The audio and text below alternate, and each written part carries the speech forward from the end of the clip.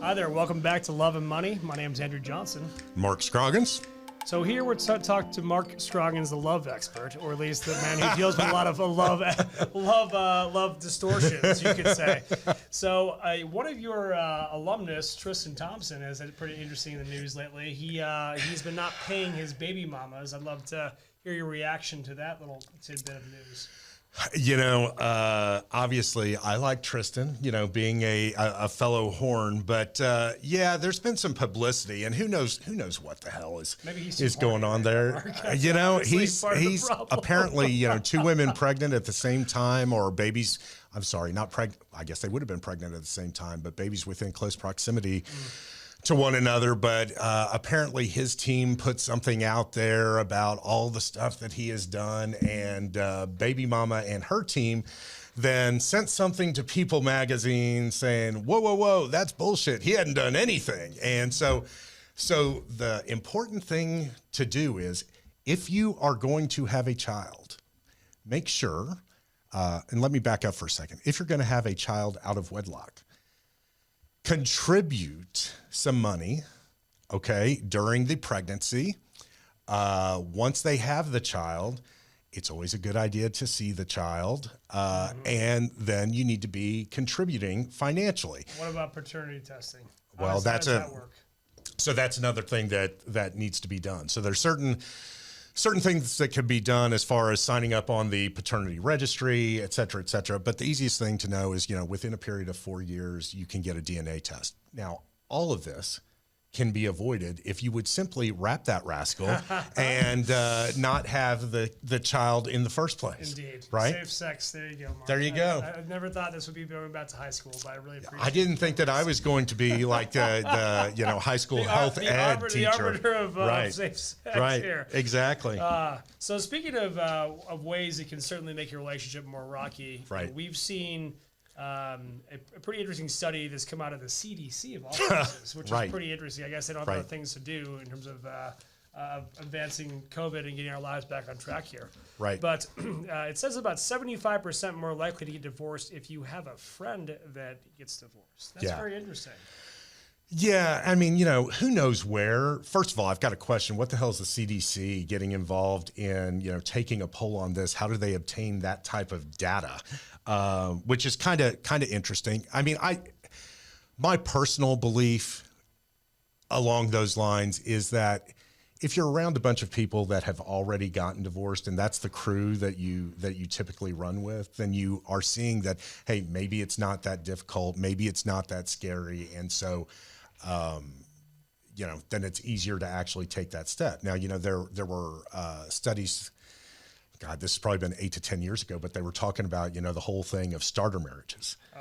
You know, people getting married right out of college, and they'd be married for somewhere between 18 months and 2 years, and they get a divorce, and then the real marriage would transpire after that point. When your brain has had time to develop to understand who you want to spend the rest of your life with. Right. Yes. Exactly. Got it. Well, I think it looks like this was a 5,000 resident study. So, I mean, I don't know if the sample size is appropriate, but I guess to just look at it logically, it makes a lot of sense. If you have somebody who's divorced and they're kind of tasting the single life again, and they're egging you to come out, probably without your spouse, and just to kind of keep the memory of their recently failed relationship fresh in their mind, you know, it can certainly cause detrimental forces. So this is a classic case of make sure you really evaluate your friendships on a normal basis. Well, that's true, and I think when you're looking, you know, getting a divorce is nothing. You shouldn't knee-jerk about it. Okay, you know, it's too easy to get a divorce. Everybody, you know, every state has no-fault divorce. Texas is no different in that. So, you know, you could wake up one morning and just decide, you know, God, I hate that freaking shirt she's wearing again. I'm out. And you can get out. I mean, so there's nothing to keep you from being able to do that. But I tend to liken it to people getting the grass is always greener disease, you know, and it's not always greener. I mean, everybody's got their own baggage. Everybody's got their own issues. It sounds kind of funny of a divorce lawyer sitting here and saying, think long and hard before you really want to go down that road, you know, because it's, you know, the travesties of this path. Yeah. I mean, it's emotionally, physically, and financially just demoralizing. Yeah, it's hard. I mean, I've been divorced myself. So, I mean, even when it is the most amicable. Did you just get divorced so you could know what it was like, just so you could tell your clients? Look, I'm all about marketing, Andrew, and so that I can better relate to my clients. Part of experiential marketing. That's right. It's kind of like Brando and his what is the brand of acting that they call that? Oh yeah, method acting. Method acting. Yes. So I'm method. Thank you, Mira. Method attorneying. Exactly. Yes. I think there's also another pretty fun topic for us to talk about here, which is the idea of platonic marriages. Now, what the hell? What is that about, Mark, and why? If you're interested in not being married again, but you want to marry me next time, it might be a lot better. We have a lot of similar interests. We like to travel and dive, and we could just enter into a financially platonic marriage. I just want to try to understand the rationale behind that. Let's see. I want to hang out with someone and possibly give them half my shit, but I'm going to get absolutely no benefits out of this from a sexual standpoint. So I don't know. I think there's just this I guess to really dive into the younger perspective of this, I think that Gen Z particularly loves the kind of cohort lifestyle mentality. I think it's a lot easier in a more digital age to be connected to more people, and it makes you kind of feel more empty inside. And that combined with kind of like the sexualization of younger generations at an earlier age, I think makes it harder to foster a longer term romantic relationship. Right. And so maybe it might be easier just to say, hey, we really work well together, and we can achieve more from like a partnership perspective in life if we combine our efforts. But I think that goes against the very fabric of the grain of what you and I are used to. Exactly. It's still very fascinating to think about. I mean, so I understand what you're talking about. From a certain standpoint, that makes sense as far as you've got a partner, someone you can truly trust on certain things, but it's a very different situation. That's for sure. It is. And I think one thing that might be interesting to explore is on the topic of trust would be some of the tactics that you've seen in your relationships with your clients in terms of gaslighting. This is a topic that is very deep, and it's the mental and physical distortion of the way that someone views the world. And I'd love for you to talk to me a little bit about what you might have seen in a few cases and what you might be able to be of a cautionary tale to look for. So gaslighting is one of the hardest things for a person to deal with because it really challenges your grip on reality. Okay. So it is all about control by the other side, the other person. And, an example would be you want to go to, you're trying to do a surprise dinner for that special someone. And he or she has said that, they love sushi. So you set something up to go to Nobu or some other great place. And you go down there and, and there's stone face, no reaction. And you're kind of, what's up with that? Well, I don't like sushi. Oh. You told me you love sushi. I never said that. Oof. So it's a whole, well, did I imagine that? I mean, so the amount of questioning that goes on. And so there are all kinds of different layers. So there's a lot, I think one of the biggest terms out there now is love bombing someone. And there's actually a show on Netflix right now that related to something on the Tinder swindler. Okay. But basically you've got a situation where,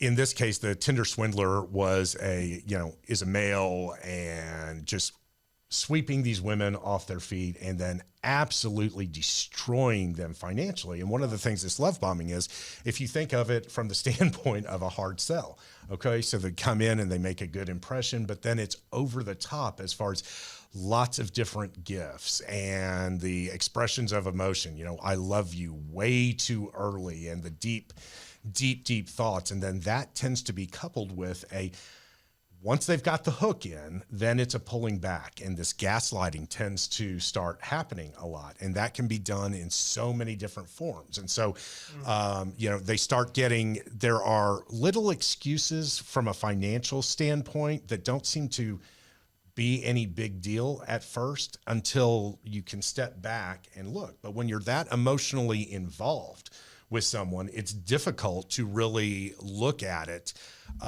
and from a clean perspective, you know, and not be influenced. So maybe you've got a situation where you're going on a trip. So everything's set up and of course they're taking care of it. Right. But then at the last minute, I've got a problem with my credit card. Can we just put this on your card and then I'll pay you back? And then that just, you know, I have personally seen situations where people do that with investments. Ooh. Give me this amount of money and, you know, I'm going to go ahead and invest it for me. Oh, and by the way, just so I can exercise the trades, because, you know, you're not really that bright when it comes to this particular area. I love you and you're great, but you don't really know what you're doing. So why don't you put me on your account and then I'll go ahead and exercise those trades. Okay. So what happens when you put someone else's name on your account in a marital situation? It's a presumption of gift. You just gave away half of it.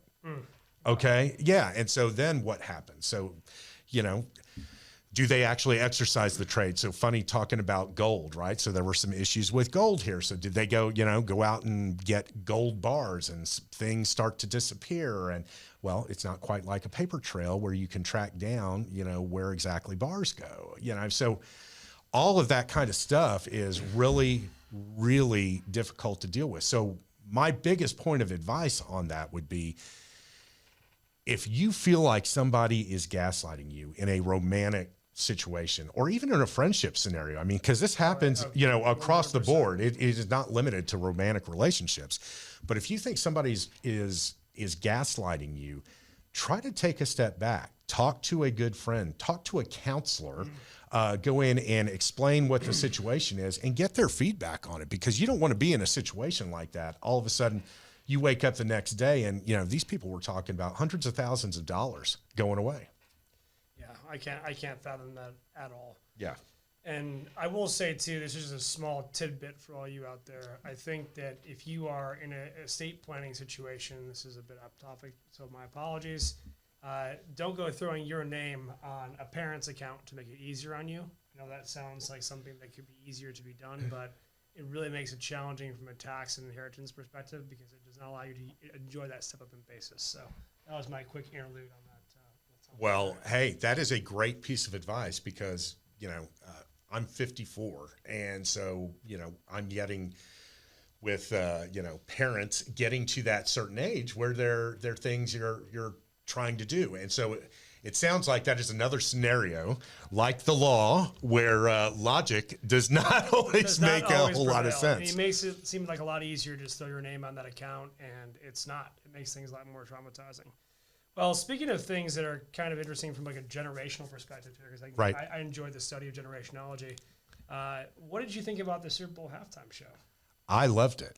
That's great. That's great. Loved it. But, I grew up, well, I would say that I loved NWA's first album, you know, so Dre obviously being a huge part of that. I thought that album was iconic. And then, you know, when he and, God, what's his name?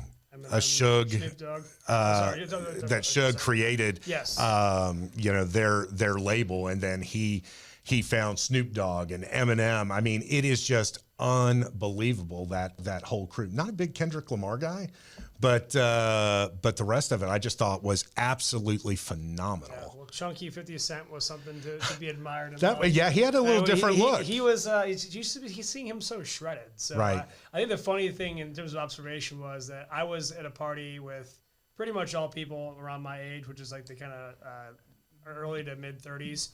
And people were losing their mind during the whole thing. And I think there were a lot of households that were north of probably 55 to 60 years old that were like, this doesn't make any sense to me. And then obviously Gen Z was like, who are these people? So now that's funny. That was the funny part. I did see someone, you know, a couple folks that it's funny, just the difference of opinion. So within my age group, you know, so 80s, I graduated from high school in 85, graduated from college in 89.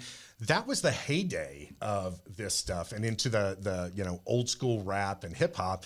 And so that was some of the most entertaining time of my life. So that was, you know, the music was just phenomenal. But to see within my age group, the dichotomy of responses from that is fantastic, which is where I led to worst thing I've ever seen. And it's like, are you kidding me? You old freaking curmudgeon, you know, get off my lawn. Exactly. You know, it was just ridiculous. It was great. Well, you know, obviously great conversation as always. Do you want to pause here and take a look at this this article that you brought here as well? Yeah, you know what? Let's Mira, how are we time-wise? Good? Okay. We will come back and talk about Kenny Watkins here in just a minute.